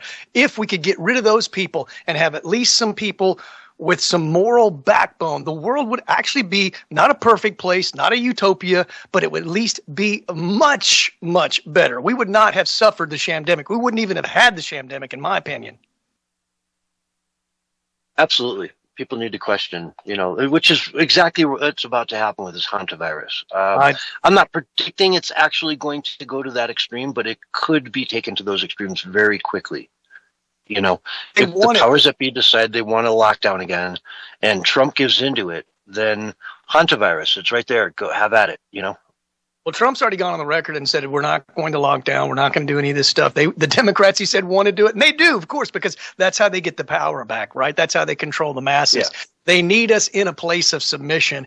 And it's not going to happen. Too many people woke up during the shamdemic because they had more time on their hands. So what they do, they just research. And now everybody's a conspiracy theorist to one level or another. Maybe they're not seeing things eye to eye as I do or eye to eye as you do. And they have their own conspiracy. Some of them are a little far-fetched. Some of them are more based in reality. And some of them are dead on target. But people researched during the shamdemic and they came out of their coma. So that was like the worst thing they should have done. They should have shut the internet down too as well. If they were smart, they would have done that because they wanted to keep people. They should have, they needed to be able to control the narrative about everything during the shamdemic. And they weren't able to do that because of the internet. Yeah, social media. And they did go hard against people on social media for posting anything that was contrary to, what the establishment was trying to, what Dr. Fauci, I am the science, was trying to say, Yeah. And that guy, I'm telling you, it's just, have we ever seen anyone more guilty in our lifetimes? And millions of people died. And, it's very likely. Everything points to the fact that they were funding these gain-of-function laboratories in China. They were doing it in China because we made it illegal to do it here in the United States. And we didn't mean, hey, go take it offshore to China. We meant don't do it. It's illegal. Don't do it. And he took it overseas and did it anyway, created this virus in a lab, and then it got out and all hell broke loose for, 5 years? We're still recovering in many ways. We're still seeing people walking around with masks on, just out of their mind. This many years later, you're still wearing a mask in public. Are you serious? Oh, yeah. Well, the hantavirus has brought out the mask even more so, I've noticed lately. A lot of people wearing the mask, and they're wearing it tight, too, man. It's snug over their nose, just barely below their eyes, man. I mean, they're wearing it tight as if that's going to make a difference. But, I'm looking at them like going, okay, whatever, man. It's your life, but just don't expect me to wear one. Like, I really don't care if people want to mask up. I think it's silly. It's something I can laugh about later.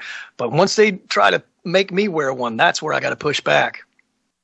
Yeah, that's exactly where it ends right there. I'm not putting one on. Thank you very much. I appreciate, your invitation to ask me to, but, I'm not. When this thing first came out of China, when I was watching the videos of people in China literally like falling dead on the streets, right? That was one thing. I was a little bit nervous when I first saw some of the videos out there. Right. But then you give it a little time, you watch how it percolated around the United States, and suddenly it's not a big deal. You know what I mean? It's not anything that we can, do much of anything about. So it wasn't that deadly. So I can tell you what I think's going on with the hantavirus, though, if you want my opinion. I mean, I don't think that they're planning on like locking everybody down. Maybe there might be a few isolated areas where they do that or something in a liberal city. But I think what they're doing is psychological warfare because they don't have the power right now, especially in America. So what they're doing is run with that for a minute. I'll be right back in 1 second. Okay. Yeah. So what they want to do is just keep all these things in our psyche so that when they do a real threat, you know what I'm saying, a real catastrophe, which could be a cyber pandemic. It doesn't necessarily have to be another shamdemic, but they need to keep this idea that there's always going to be some kind of a crisis just right, at our feet at all times. And then when they actually instigate it, people will be conditioned to be like, I get it, man. We've been lucky. We've missed all these other ones. So, yeah, we got to lock down again. We got to socially distance. We got to be obedient. We got to obey. We got to give up our freedoms. So this is all conditioning. And it's really just smart psychological warfare. I mean, whoever's behind this kind of stuff at the highest levels, they're geniuses. But the people they have that are carrying it out are imbeciles, which kind of is problematic for them. And I guess it's because there are no A-list people that want to do evil right now. Most everybody that's a quality person wants to basically do good and make the world a better place for everybody.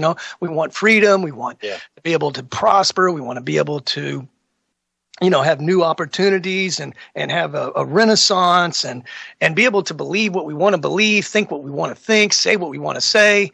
And, agree to disagree. But that's not their plan. Their plan is chaos. And so they're going to keep that chaos coming little by little to keep it in our psyche so that we never forget when it comes time for them to bring in their next big cataclysmic, catastrophic event. Yeah, it is. And like you say, man, they know what they're doing. They've worked this through so many different, these data centers, how many AI pods are out there just running through these scenarios to break them down and how people will react based on what we've seen so far and how to, most take advantage of the situation to manipulate people into whatever they want. It's scary stuff. So we can't let this thing scare us until, if there's a reason to be nervous about it, folks, we'll cover it and we'll bring it out to you and we'll let you know this looks serious, right? Which we did with, with coronavirus when it first came out. We warned everyone, hey, be on the, on the outlook for this stuff because it could be serious. But then you find out it's got a 99-point-something% survival rate. And yeah, if you're over like 75, it was very deadly. But the flu is very deadly to people over 75. It's just people over 75 die more. Go figure. Who'd have thunk it, right? People in their 80s tend to die more than people in their 20s from anything. Their immune system's not as strong, so it's just kind of a natural result of that. Unfortunately, Yeah. You ever watch a 3-year-old just face plant into a concrete? Do what? Well, yeah, I mean, I've seen kids just wipe out in front of you on like the concrete, and they just kind of get up, laugh. jump back. You know, there's yeah. There's that split second where they're either going to laugh it off or start crying as hard as they can. You know what I mean? Right. Yeah. No, I understand what you're saying. Yeah. I mean, even when you're like 50 or 60 and you fall off your bicycle going 5 miles per hour, you go, oh, that does not feel good, man. But if you were 10, you'd be like, brush it off, Yeah, exactly. And at 50, that's a week off work. At 10, it's just, it's nothing. Right. I kind of scraped up my knee pretty bad today. I might have broke it. I don't think so, though, Ma. Hey, Dad, well, can you stand on it? It ain't broken. Get out there and mow the lawn. Exactly. If it ain't broken, then get the lawn. But anyway, we've got now 500,000 undocumented migrants in Spain that are being given citizenship. And they're describing it as an act of justice and a necessity for Spain. And, Europe needs cheap labor, and they're going to build a rich, open, and diverse Spain that we want to aspire to. And it's like nobody remembers the Crusades, right? Mm-hmm. Nobody expects an Inquisition, folks. Some very, very famous men once said that. Nobody expects an Inquisition. And I'm telling you, it's getting to that point. Now the police in Spain are warning that there could be some radical Islamists in these groups of people. And so, they just came out and said,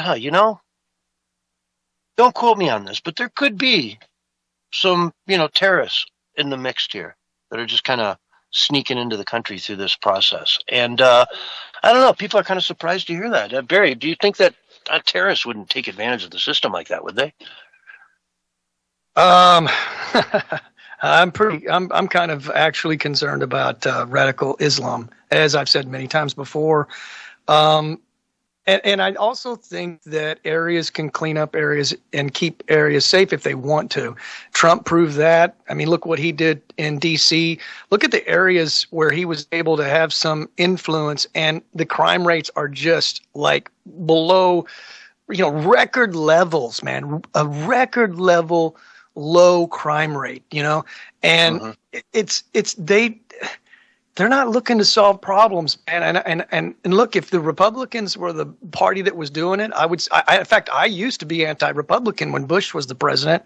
Bush Jr. was the president. I didn't like anything. He was a neocon. I was totally against the Republicans. I like Trump because he's not a neocon, because he actually has some shared values that I have and that even Democrats have if they would open their mind and believe in it. I remember one of the first things that someone said to me when I was getting, bombarded with this hatred Trump. And I said, well, hey, Trump's like the first president since probably Reagan that's a nationalist. And he goes, Trump's a nationalist? And he was a Democrat who hated Trump. And that changed his whole opinion about everything, because he was like, you mean he's not a New World Order globalist, thug who wants to basically enslave us and take away all of our rights and basically micromanage us, So, yeah. I like Trump on a lot of things, and Democrats, if they would open their minds to it, they would get that. But they would prefer to be enslaved by the liberal world order than have freedom.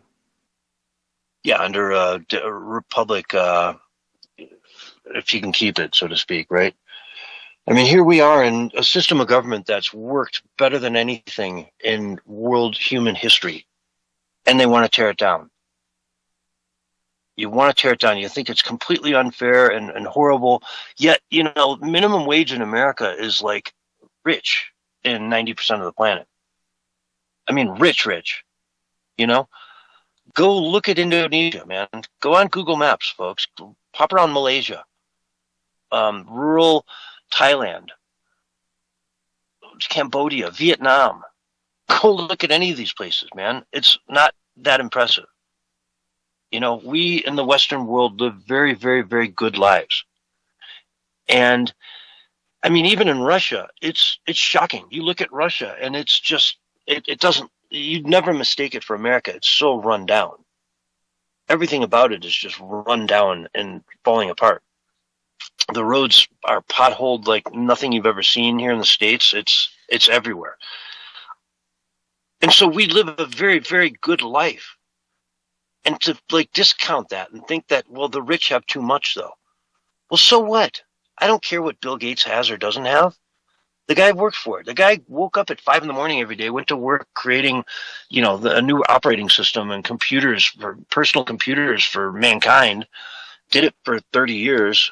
Made a fortune. Good for him. I'm not jealous of his house. I wouldn't want his house. His house is a nightmare. But more power to him. If you can get that kind of wealth, then great. I got some great computers out of it. In the meantime, so you can't be jealous of wealthy people because they have some stupid huge yacht or whatever. Understand that they're paying all the taxes. When you kick out a Ken Griffin from New York City, you're decimating the tax base. The amount of wealth that they push back out of the city is much, much greater than the amount of money that they're bringing in with this new au pair tax they're having on properties that aren't lived in full time in New York City. They're projecting to bring in $500 million from that. They've lost $1 billion potentially in revenues so far, and more to come, because they're doubling down on, we are going to tax the rich. We don't care. We want it all. You guys are greedy SOBs, and when the war comes, we're going straight to your mansion there on Fifth Avenue, and we're going to tear down the building and burn it down with you in it, a la Mangione, and we'll call it justice. And people don't want that. They want to be, wealth goes to places where they're appreciated, and they can invest, and they can get more wealth and accumulate more and grow and grow. That's their mission. As a billionaire, what's your mission in life? It's just to keep playing the game, to keep making a $50 million payday. It's a game to them at that point. I made $100 million today. I'm kind of disappointed. I should have made 200. Next time I'll do better. When you get to that level of wealth, it is something that you're just doing. That you set it all in place and you can't walk away from it because it's so profitable that you just keep going and going and going until you have more money than you know what to do with. And that's when they send it to charities, and they do amazing things with that money in most cases. They don't just stuff it in a mattress under their house. They invest it in a bank, and the bank uses it to make loans, and or they invest in the stock market, and that's what keeps our economy funded, so that they can issue more stock at higher levels and make bigger investments in their factories and whatnot, and hire more people. They put money out there to make the world go round. That's what makes the world go around every single day, is capitalists out there putting their money to work. And if you demonize them and push them away, you're going to have a New York City on your hands. I don't know, Barry. I've been rambling for a while. What do you say? Well, I mean, if you love America, I would say that the phase that we're in right now, I think you'd agree with me if you think about this, CS, is we're in the phase of ideas. And I mean, this has really been ramped up the last probably, 3 to 6 months. Would you agree? Just everybody has their ideas about everything and where we need to go, the direction we need to go. And so with all of these data centers being built, who knows exactly how long we have before they basically just put everybody on a grid and freedom of speech is gone. That day is coming at some point in time. We can push it back, I think, for a good while.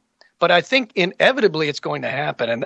But if we speak up now, maybe we can push it back permanently. I don't know. I would like to think so, but at least we can push it back for a good while. So I would say right now it's crucial that you speak up. And a lot of people, they don't want to get involved because 2/3 of the population does not want to give their political opinions because of fear. That is a documented statistic from a couple of different studies, as a matter of fact. And they also have this thing called FOPO, which stands for fear of other people's opinion. People are suffering from FOPO. I don't care if you're suffering from FOPO, okay? Because I'm going to tell you my opinion, whether you like it or not. And I know that's going to get me ostracized, but I don't care because I want to save America. And I want you to want to save America too. Get your voice out there. Start speaking up. Get a channel. Start talking to people around your peers and your family. Even in your workplace, if you can get away with it, and start injecting it. Why? Because the elite are talking 24/7. So you got to compete against that, or they win by default. And if they win by default, it's over for America, period. Yeah. How many people have you converted in grocery checkout lines? I don't know if I've converted anybody, but I've challenged people to think, and I've challenged them to, oh, maybe he's right. I don't know. I've never had anybody come back to me and say, hey, man, it was that moment that, we had at that grocery store that woke me up and I was red-pilled. I don't know. Maybe it's happened. I'll never probably know till I get to the other side, but I'm not worried about that. I'm not doing this for credit. I do it because, like you, I love America. I love this country. I love what it potentially can be. I love what the flag stands for. I want to see that be restored. I want to see America be restored. I want our national sovereignty to be restored. I want our individual sovereignty to be restored. We have to fight for those things, because if we don't fight, the other team is vicious, and they are they're gladiators, man. We're up against giants. They're Nephilim.